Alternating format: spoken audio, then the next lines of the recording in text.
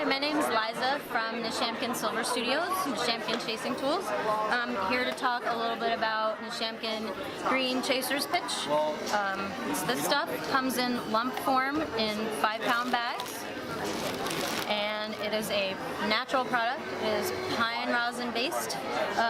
What is in it is pine rosin, clay powder, and natural vegetable oil, and so there's no chemicals in it. It smells pleasant.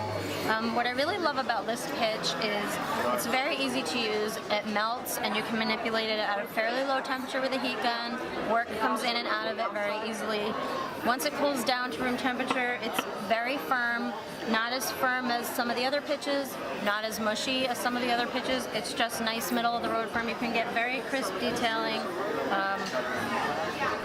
And when you need metal to move, you can hit harder and it'll sink. You can also warm it to get deeper repoussé.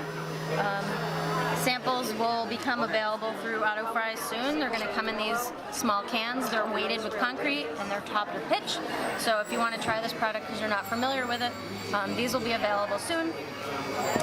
Really like this pitch. I really believe in it, and I think it's just very user-friendly. It's great for students, and that's it.